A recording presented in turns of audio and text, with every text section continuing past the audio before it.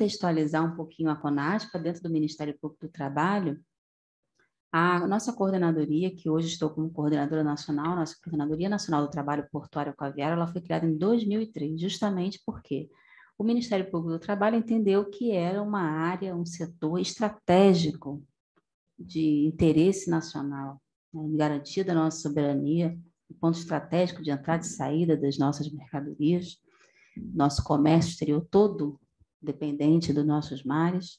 Por isso foi criada essa coordenação, estamos quase 20 anos, e tivemos muitos desafios, temos ainda cada vez mais muitos desafios pela frente. Então, hoje a CONASPA é uma das 8 coordenadorias temáticas que temos dentro do Ministério Público do Trabalho, que é para garantir condições melhores de vida, saúde, dignidade e vivência dos trabalhadores portuários e aquaviários. E de um tempo para cá, começamos a nos dedicar na CONASPA a alguns projetos estratégicos. Nós criamos o projeto estratégico Ouro Negro, que é para levar boas condições de trabalho, saúde e segurança aos trabalhadores das plataformas marítimas de petróleo.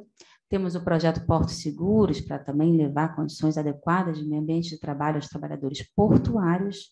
E para os aquaviários, criamos, muito recentemente, já na minha gestão, o projeto Mar a Mar, dedicado à melhoria das condições de vida e de trabalho dos marítimos, e o projeto Santiago, visando a melhoria das condições de trabalho dos nossos pescadores, nossos aquaviários, portanto. Por que criamos esses projetos estratégicos? Para que servem esses projetos estratégicos? Nós verificamos que em quase 20 anos de CONASPA, muito poucas são as denúncias que recebemos em relação às más condições de trabalho dos nossos aquaviários. Nós sabemos, nós trocamos muitas ideias, são fundamentais as entidades sindicais para nos levar a maior parte dos problemas. Mas os trabalhadores poucos denunciam. A gente sabe a dificuldade, né, que é isso.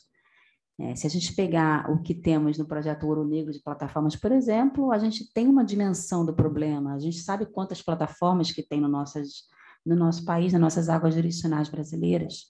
Em relação aos portos também, quantos portos públicos nós temos, quantos terminais privados nós temos.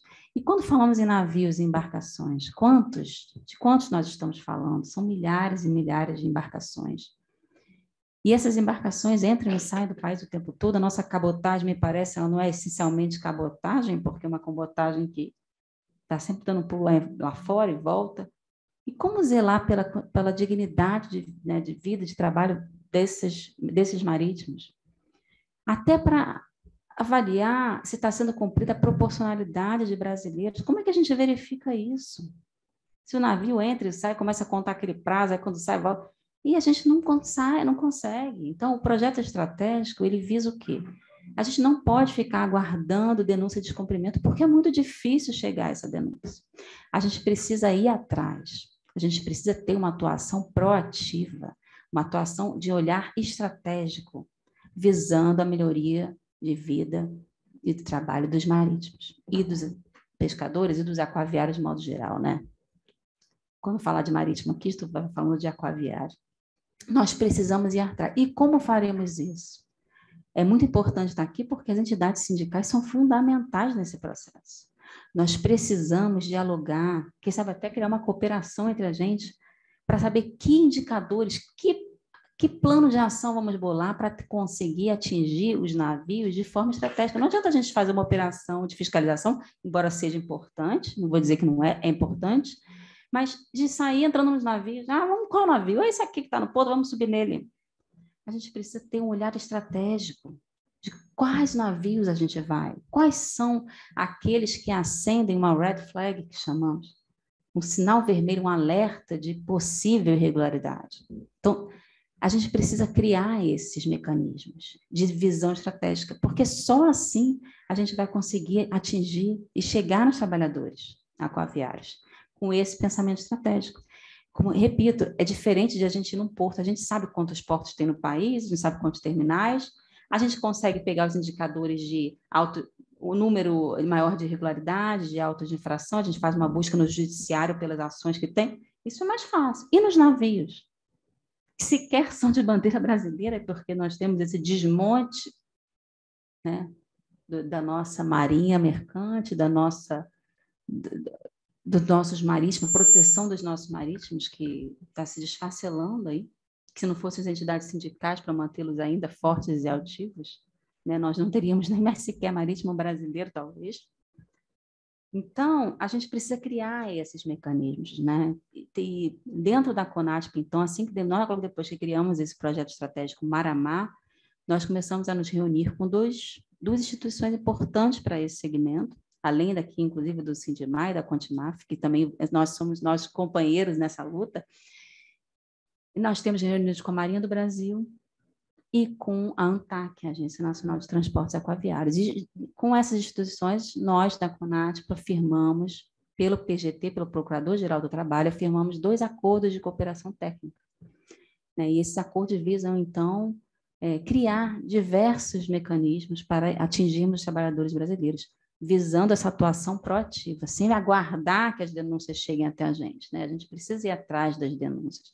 Sempre disseram que o Ministério Público era um órgão agente, a gente ouve falar isso, é diferente do Judiciário, que tem a inércia da jurisdição, quer dizer, o Judiciário precisa ser demandado para dar resposta, o Ministério Público não, ele é um órgão agente. Mas se a gente ficar aguardando denúncias chegarem, a gente também não está sendo um órgão, a gente está sendo inerte. Então, a gente precisa buscar a irregularidade antes que ela chegue na gente, porque provavelmente ela não chegará. E quantas vezes tivemos esses problemas, eu faço essa autocrítica dentro do Ministério Público, de denúncias que são feitas para a gente, aquilo vai virar uma autuação de um procedimento em todo o trâmite administrativo, burocrático, para conseguir um procurador, de repente vai conseguir ver aquilo 30 dias depois, o navio já foi embora. Se a gente ficar aguardando o trâmite administrativo, diz navio não é estabelecimento, navio não aguarda. E muitas vezes os próprios procuradores arquivando os procedimentos porque o navio foi embora, o navio não está mais nesse porto. Mas claro que o navio não está no porto, o navio não vai estacionar no porto. Não é da própria natureza do navio que ele vai embora. Então, se a gente for arquivar as denúncias porque o navio foi embora, é melhor não fazer nada, é melhor acabar com essa coordenadoria, não vamos atuar mais. Então, o projeto estratégico, quando a gente está falando de trabalhador marítimo, é essencial. Trabalhador aquaviário, imagina, é essencial o projeto estratégico. A gente não pode ficar guardando denúncia. O trabalhador que está lá, longe da costa, condições climáticas adversas, com tempo de embarque extenuante, ele não tem condição de ficar denunciando, até porque ele já tem um descrédito também em relação a essa atuação. E eu faço essa autocrítica dentro, repito, porque se a gente não mudar a nossa visão, a nossa estratégia de atuação, a gente não vai conseguir alcançar. E aí eu chamo a atenção, né, para uma recente ratificação do Estado brasileiro da Maritime Labour Convention, da MLC 2006. Eu vejo pouco, né, eu vejo pouco o governo brasileiro realmente interessado em fazer cumprir a MLC. A gente não vê, parece que ela foi ratificada como se fosse um documento qualquer ali, uma portaria qualquer.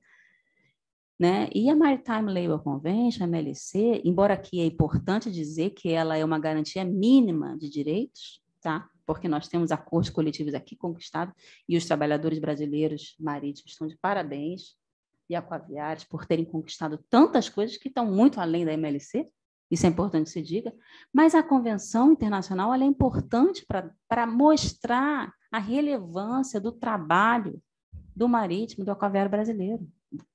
No caso da MLC, essencialmente do marítimo, é importantíssimo, e a gente está vendo pouco movimento, né? Pouco movimento do governo em relação a isso. Então, temos feito algumas reuniões, inclusive com o Ministério lá dos Transportes, Secretaria dos Portos, mas com a Marinha do Brasil, essencialmente, precisamos, por exemplo, aqui, só para dar um panorama, eu sei que eu não tenho muito tempo para falar, quando a gente começa a falar, vai embora, mas a gente precisa aprimorar o checklist de inspeção. Na inspeção naval, a gente precisa aprimorar isso. O checklist lá, e eu já subi em fiscalização com a Marinha do Brasil a bordo de navios e plataformas inúmeras vezes. Então, eu sei como é que funciona o checklist, é ótimo, é bem objetivo, mas a gente não pode ver só salvatagem, não pode ver só bomba de fé, é importante para dar segurança, mas a gente precisa ver condições de trabalho. Como estão esses trabalhadores? Isso precisa ser incluído em checklist de inspeção naval. Né?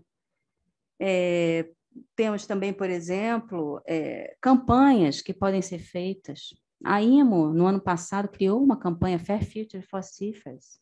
E o que o Brasil refletiu nisso? Né? Como o governo brasileiro responde isso? Como o Estado brasileiro vai responder a essa ratificação da Convenção Internacional? É preciso também que a gente aprimore o sistema do Porto Sem Papel. O Porto Sem Papel, ele tem diversos requisitos de entrada que a pessoa, que o representante do armador, quando entra no país, tem que fazer para apresentar, né, na verdade, relacionar, né, todos os documentos exigidos pela Marinha, pela autoridade, a Anvisa, um monte de gente. E sobre as condições de trabalho, o que está sendo exigido, a gente precisa aprimorar isso. Né? Preciso que, antes de entrar no Brasil, o armador, o representante do armador, se comprometa, né? Na verdade, apresente declaração de conformidade, certificados de cumprimento da MLC, pelo menos isso. Pode ser até que ele não tenha, que ele diga que tem tudo isso e não tenha, mas aí isso pode dar uma ação penal depois, por uma falsidade ideológica. Então, cria uma presunção relativa de que está adequado, de que não tem tempo de embarque excedido, por exemplo. Então, são coisas que a gente precisa aprimorar no nosso Porto Sem Papel, precisa aprimorar no Port State Control, na fiscalização do país, do porto, né, quando a gente fizer inspeção, quando a Marinha do Brasil fizer, isso são coisas que a gente tem falado na Marinha.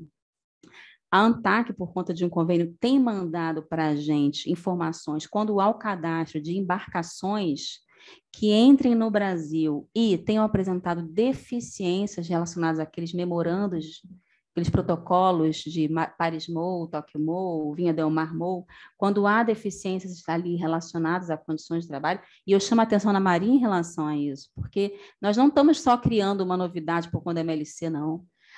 O próprio memorando de entendimento Vinha Del Mar-MOU já tem requisitos vinculados a working conditions. Então, a gente tem que, sim, começar a fiscalizar isso de forma presente. É para ontem fiscalizar essas condições de trabalho, né? Existem também campanhas da Marinha, campanha de expensão concentrada, que todo ano tem vocês conhecem isso mais do que eu, né? Muito mais. Todo ano há um tema que nas inspeções são verificadas. Eu acho que é interessante se a gente começar a fazer uma pressão, sabe, comandante, de incluir condições de trabalho nessas campanhas de inspeção concentrada da Marinha, para que todos os inspetores navais do Brasil inteiro comecem a olhar isso, porque não são poucas as condições degradantes de trabalho que são encontradas a bordo. Né? Então, a gente tem que elevar o nível de proteção de todos os nossos marítimos, independente, nesse caso, da nacionalidade. Porque a gente sabe que tem países com histórico de degradação, de não preservação de direitos trabalhistas, e esses trabalhadores estão sendo os mais contratados para isso. Né? E aí, que são parentes, a impressão que dá com a BR do Mar, quando não aprovada, né? Toda essa nossa exigência, começou com vocês essa batalha pela manutenção dos 2/3, a impressão que tem é que parece que ninguém vai descansar enquanto... Né, não transformar a nossa mão de obra tão barata quanto a de países em que a degradação do trabalho ela é presente, né? Quer dizer, a nossa mão de obra é cara, o que será das profissões brasileiras, então? Né? Se a nossa mão de obra é cara, então não vamos... Isso tudo porque o povo brasileiro está exigindo isso? Não, porque interesses estrangeiros estão exigindo isso. Então, se a pessoa que abre um restaurante aqui, ela tem que pagar tudo de TLT para todo mundo, mas os grandes armadores que detêm aí, né, que são monopólio, que são os mais ricos de todo mundo, inclusive agora é ponta a ponta, é terminal, é tudo deles. Aí eles acham caro a nossa mão de obra, mas se você abrir um barzinho aqui na esquina, você vai ter que pagar muito mais do que ele quer pagar. Então, o que está acontecendo? Tem um projeto de lei parado no Congresso lá que começou a movimentar e preocupa muito sobre tirar essa nacionalização do trabalho. Porque daqui a pouco esses grandes conglomerados, essas grandes empresas só vão dizer, ó, eu quero abrir uma empresa no país, mas só se puder trazer os trabalhadores lá do Sudeste Asiático. Porque senão não interessa.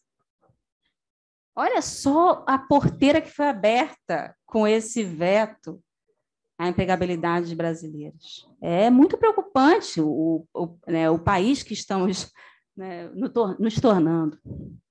De minha parte, eu fico muito preocupada. Enfim, temos também, eu sei que o tempo é pouco, não quero me estender, mas precisamos, então, começar a fiscalizar constantemente, e aí não só estabelecer estratégia, mas precisamos ir a bordo, sim, fiscalizações constantes com as entidades sindicais juntos. A gente precisa fazer uma programação E a gente tem que ir a bordo e fazer repressão, fazer fiscalização. A gente estabelecer indicadores e começar a ir a bordo constantemente. Precisamos verificar a nossa, talvez seja necessária uma atualização normativa. Por quê? Porque as normas nossas muito pouco garantem de condições dignas de trabalho. Eu outro dia estava no Pará fazendo uma fiscalização com a nossa equipe toda da CONADPA e vimos a condição de vida do pescador lá. É uma coisa assim, horrível. Eles dormem, as camas estão localizadas em cima dos motores. O cara surdo completamente. E esse barco, ele tem inscrição na capitania. Essa embarcação, ela tem a sua inscrição lá na capitania. Então, são coisas que a gente precisa começar a exigir antes mesmo, né, de uma eventual ação repressiva. Né? Então, bom, eu gostaria de falar também que é importante, voltando a essa questão da BR do Mar, de a gente estabelecer mecanismos eficientes de garantia da empregabilidade do trabalhador brasileiro. Acho que a gente precisa pensar estrategicamente como faremos isso, porque eu acho que isso daí é um risco sério à nossa nação, e parece que tudo começa, né? Você vê como o nosso setor ele é estratégico mesmo, né? Porque parece que tudo começa ali. Isso é só a ponta do iceberg, né? Esse desmonte. Então, eu queria só, para finalizar, dizer que eu estou, de novo, muito feliz de estar aqui, por poder ouvi-los. É sempre uma aula para mim, eu aprendo muito de estar aqui, e queria dizer que o Ministério Público do Trabalho é parceiro das entidades sindicais. Nós vamos juntos estabelecer estratégias de atuação para garantir a dignidade da vida, do trabalho dos nossos aquaviários. Muito obrigada por todos.